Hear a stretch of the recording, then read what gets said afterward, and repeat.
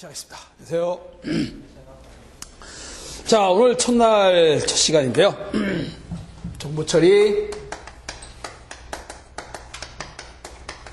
실기. 제 이름은 이재활입니다. 일단 정보 처리 실기에 대한 얘기를 좀 해드리고 수업 진행을 할게요. 보통 몇 년 전의 얘기인데 정보처리 모든 산업인력관리공단에서 보는 시험이 전체 합격률이 20%를 기준으로 삼는다고 합니다. 그러니까 경쟁률로 따지면 이제 5대1이에요. 그래서 쉽게 얘기하면 필기에서 어느 정도 붙고 또 실기에서 또 어느 정도 붙고, 그래서 어쨌든 최종 그 자격증을 쥐는 사람이 20% 기준으로 해서 주겠다. 절대평가이긴 한데, 그래서 난이도를 조절을 해서 응시자의, 그러니까 모든 그 자격증의 응시자의 20%를 자격증 주는 걸로 산업인력관리공단에서 정해놓은 겁니다. 근데 이제 어느 날 갑자기 대부분의 자격증들이 다 20%를 왔다 갔다 하면서 지켰는데, 플러스 마이너스 알파로.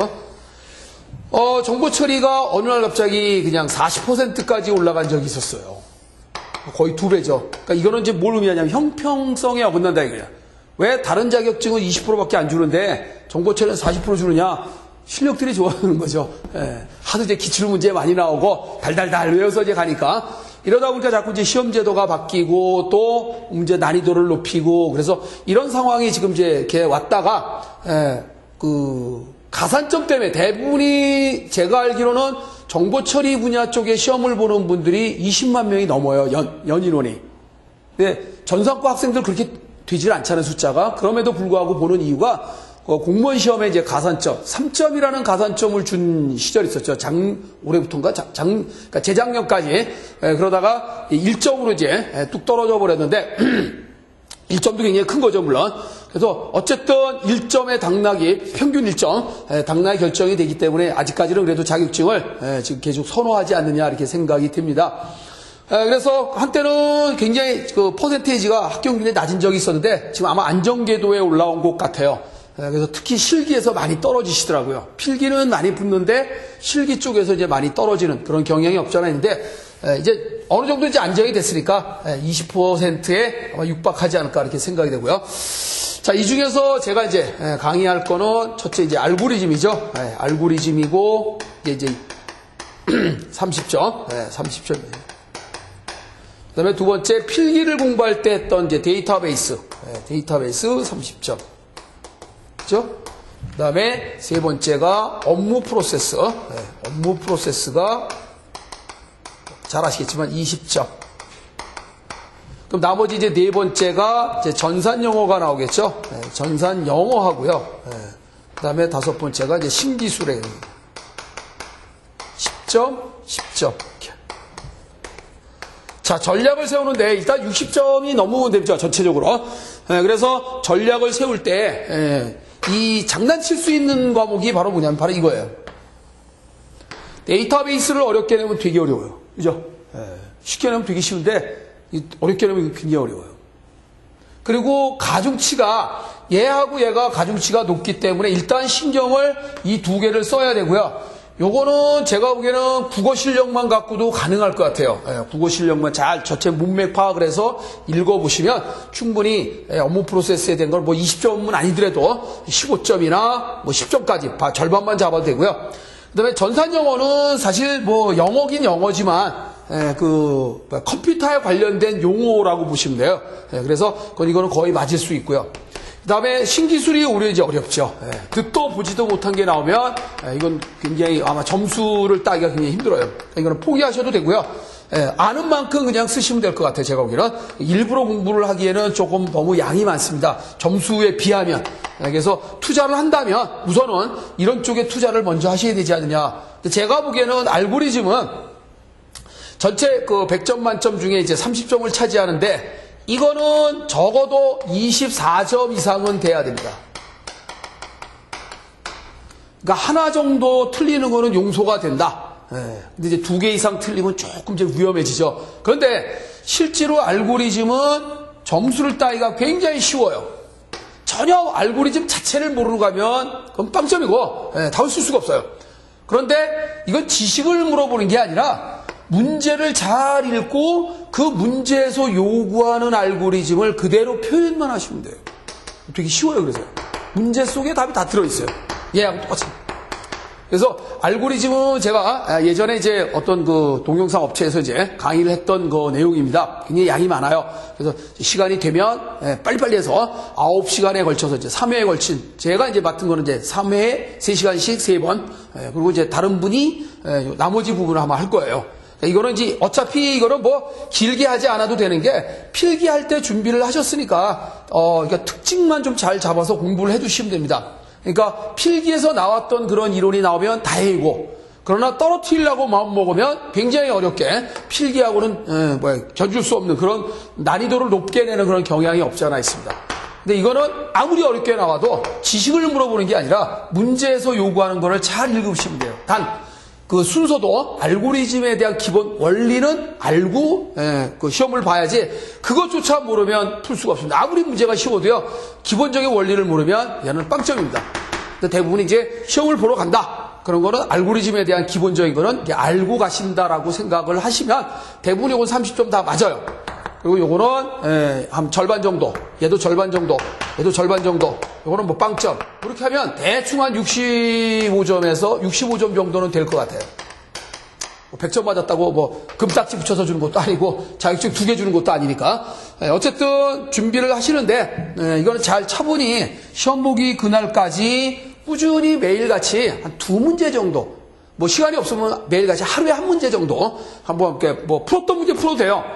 풀어보시고 요령 이런 거를 좀 잘 이렇게 터득을 해두시면 아마 좀 쉽게 적응이 되지 않을까 이렇게 생각이 되고요.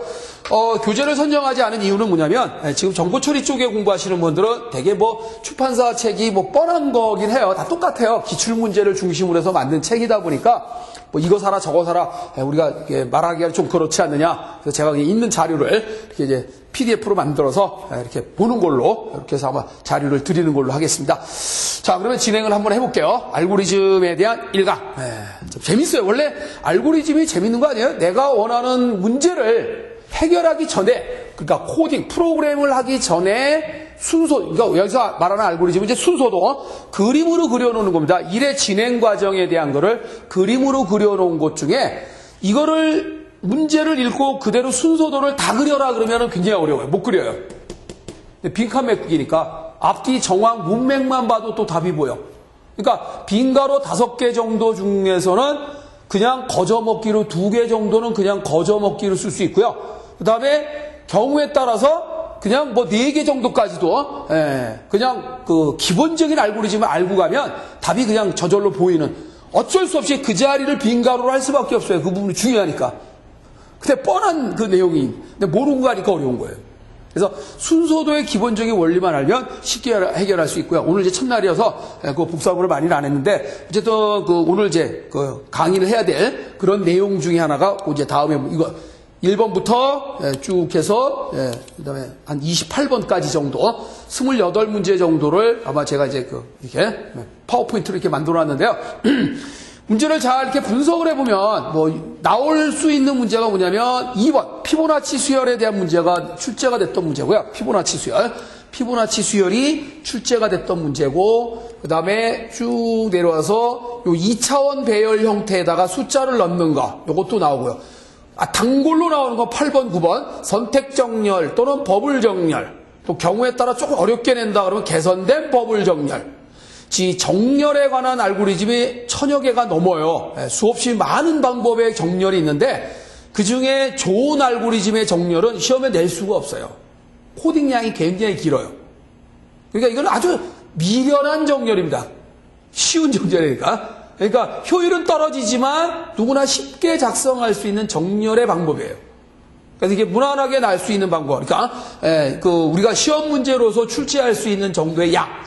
왜냐하면 뭐 쉘 정렬이라든가 퀵 정렬이라든가 이건 굉장히 복잡해요. 그래서 그런 것들이 나오려면 상당히 양이 크고 시간도 모자라는 그런 입장이다 보니까 지금까지 나왔던 걸 잘 보면 선택 정렬, 버블 정렬, 그러니까 셀렉션 정렬, 버블 정렬, 버블을 조금 더 개선해서 효과적으로 하자라는 것, 개선된 버블 정렬.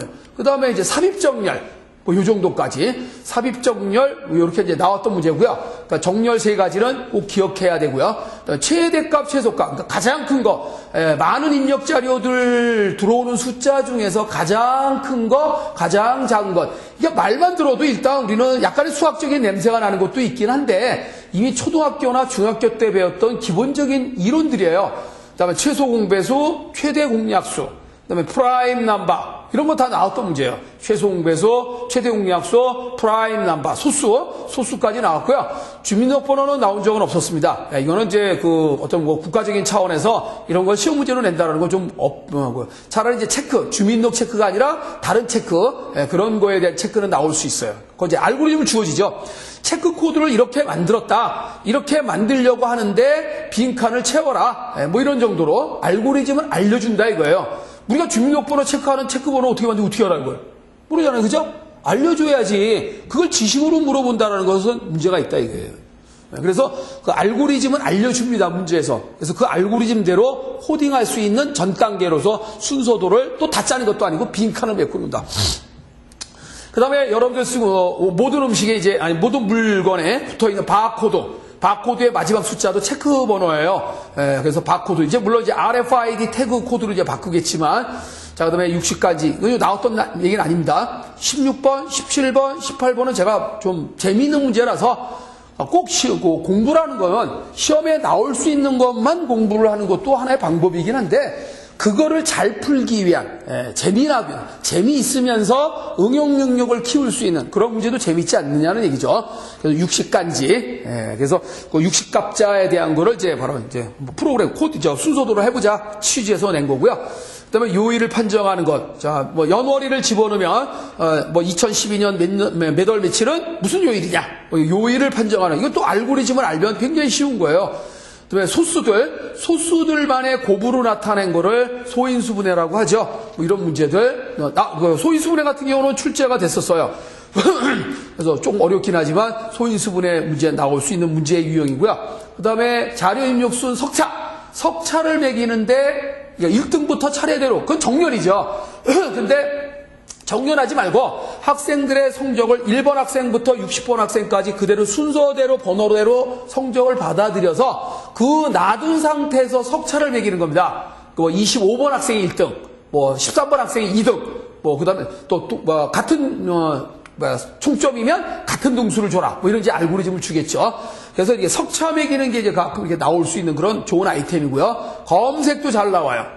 그 중에서 이제 순차 검색, 특히 이진 검색, 그다음에 진법 변환 나오는 문제고요. 화폐 매수도 지금은 이제 쓸모가 없는데요. 예전에 화폐 매수 같은 경우는 이런 게 참 쓸모 있는 그런 그 프로그램이었다. 왜냐하면 화폐 매수를 왜 이 프로그램 짜서 계산하면 좋냐면 옛날에 회사에서 월급날 월급을 줄 때 경리부 직원이 굉장히 바빠요. 그 회사 직원들에게 월급 봉투에다가 현금으로 봉투에다 넣어줬단 말이에요. 지금 이제 통장으로 입금해 주지만. 그래서 어떻게 됩니까? 모든 사람이 가져가야 할 개인별로 10,000원권, 5,000원권, 1,000원권 다 거슬러 와야겠죠.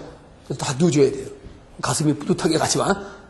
자, 어쨌든 그래서 우리 회사의 직원들이 가져가야 될 총 월급액을 가지고 개인별로 가져가야 할 월급액만큼의 화폐 매수를 계산을 해서 은행에 가서 바꿔와야 돼요.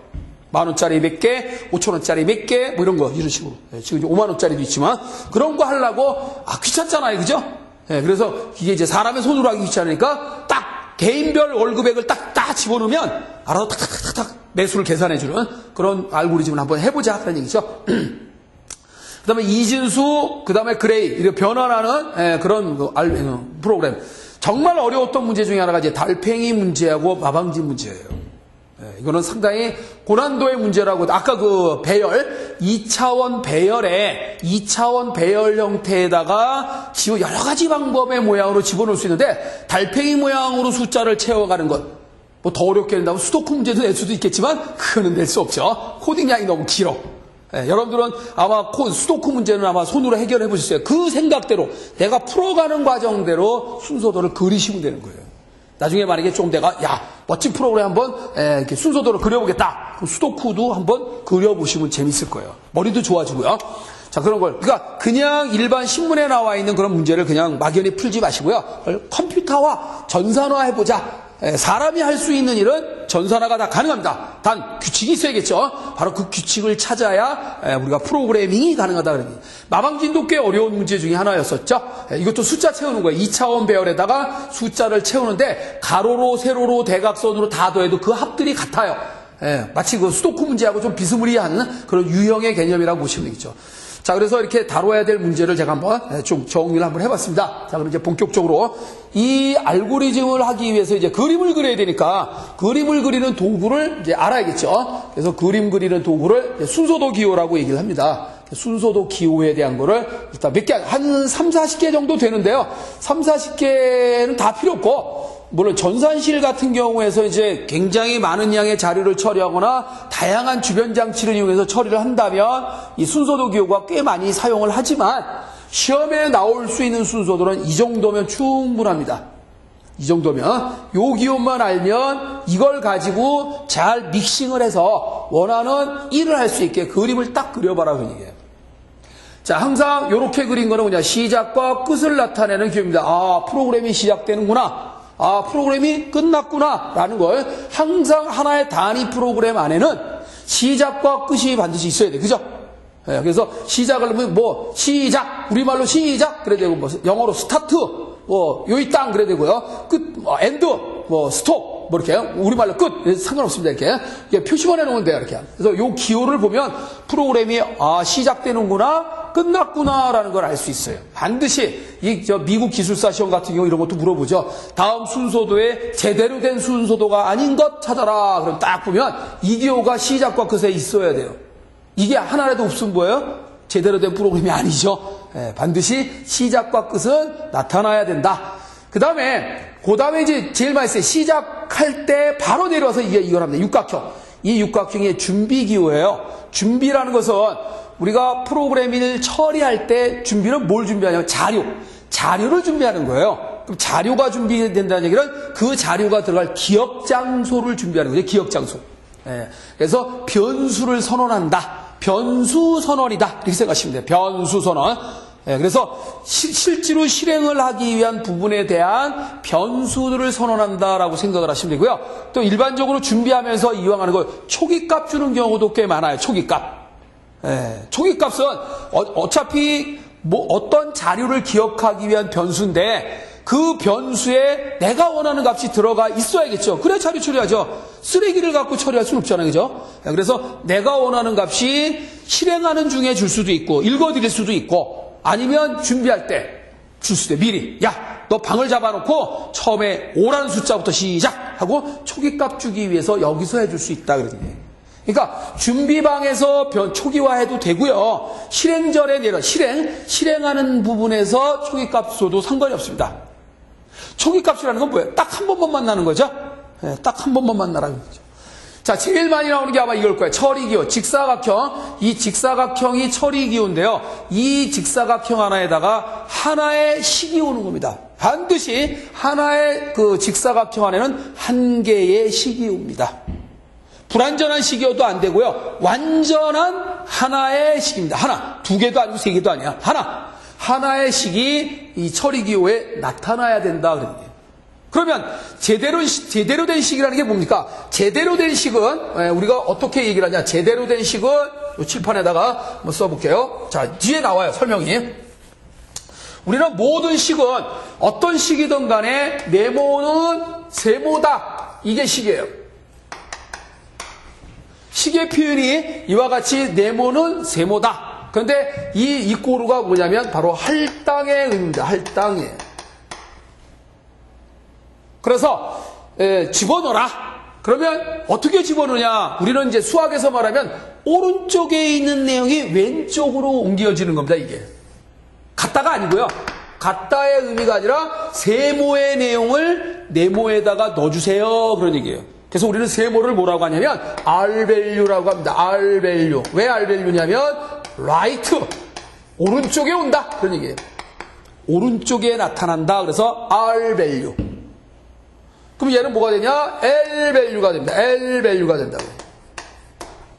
자, 이제 파워포인트 자료에 다 아마 넣을 거예요. 그러니까 실기책이 만약에 없으셔도 될 것 같아요. 예, 만약에 이제 뭐 내용이 그 아까 데이터베이스나 업무 프로세스 이제 복사물로 드리긴 하는데 그 정도만 해도 뭐 문제를 왕창 풀어보고 하는 것도 하나의 방법일 수도 있지만 요령만 알고 가도 충분히 필기를 거쳐 오셨던 분들이라 실기는 요령만 알면 충분히 시험 보는 데는 지장이 없을 것 같아요.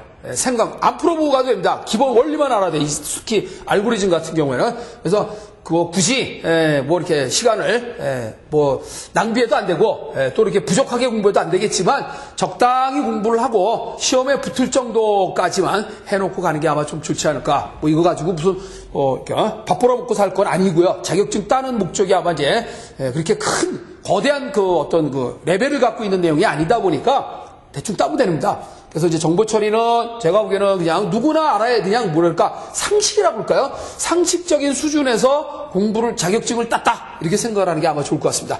자, L 밸류는 레프트 왼쪽에 온다. 그래서 레프트 밸류다.